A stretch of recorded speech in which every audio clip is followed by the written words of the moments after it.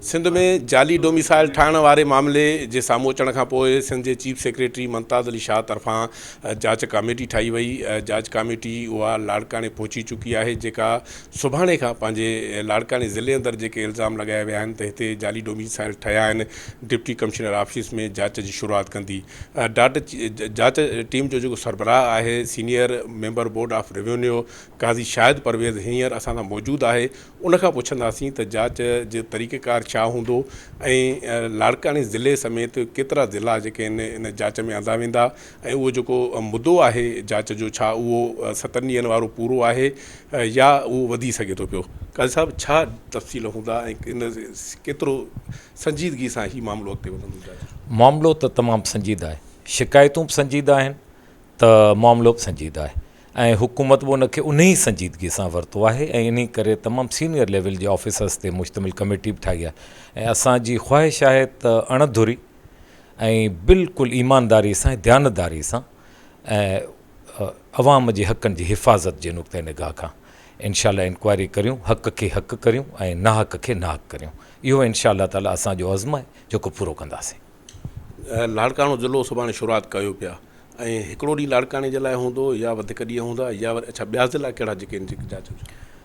लाड़काने जे लाइ हिकु ॾींहुं आहे या 2 ॾींहं आहिनि, इन जो असांखे हिन वक़्तु अंदाज़ो नथो थी सघे। हुनजो सबबु इहो आहे जो असां कम जे मैग्नीट्यूड जो असांखे अंदाज़ो न आहे। अवाम बि शिकायतूं करे सघे थो, जेके महरूम उम्मीदवार आहिनि उहे बि शिकायत खणी अची सघनि था। का शिकायत सही हूंदी, कॾहिं कॾहिं बिल्कुलु बेबुनियाद सिर्फ़ु ॻाल्हियूं थींदियूं आहिनि त उहो असांखे उन वक़्तु अंदाज़ो थींदो। रिकॉर्ड जी छानबीन करणी आहे, कुझु सबूत इकट्ठा करणा आहिनि, तंहिं करे हिन वक़्तु इहो चवणु नामुमकिन आहे त असांखे टाइम केतिरो लॻंदो लाड़काने में, पर बहरहाल जेका इंक्वायरी आहे उहा सॼे सूबे ते आहे। तमामु ज़िला जेके आहिनि उन्हनि में थींदी? जी हा, जी हा। अच्छा, हीअ जेके 7 ॾींहं रखिया विया आहिनि त तव्हां सम्झो था त इन में तव्हां घणो कुझु करे सघंदव या?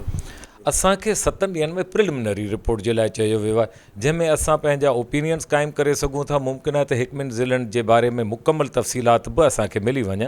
इहो वक़्तु अचण खां पोइ असांखे आइडिया थींदो त 7 ॾींहंनि में असां केतिरो घणो कमु करे सघिया आहियूं। पर असांजी ख़्वाहिश इहा आहे त वधि में वधि रफ़्तार सां, वधि में वधि बारीक बीनी सां कमु करियूं ऐं कोशिशि करे 7 ॾींहंनि में एतिरी सुठी रिपोर्ट ठाहे सघूं जंहिंमां हुकूमत जे लाइ नतीजा कढणु आसान थी वञे।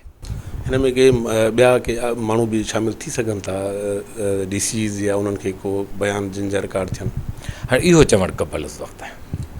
जी, तव्हां काज़ी शाहिद परवेज़ जूं ॻाल्हियूं ॿुधियूं। हुन इन उमेद जो इज़हार कयो आहे त जीअं सिंध हुकूमत संजीदगी सां हिन मामले खे वरितो आहे, तीअं ई संजीदगी सां ऐं ज़िमेवारी सां जांच बि कई वेंदी। उन सां गॾु जेके माण्हू उमेदूं रखनि पिया त हिन जांच जे ज़रिए बहितर जेके नतीजा साम्हूं ईंदा त ही पंहिंजो पाण खे ॿुधाईंदा त असां शफ़ाफ़ जांच करे ऐं उमेद रखूं पिया त हिन जांच सां जेको आहे त हीउ मामिलो जेको आहे त कंहिं बहितर रुख़ न वेंदो। कैमरामैन तारिक चन्ना सां गॾु एहसान जुणे जो, टाइम न्यूज़, लाड़कानो।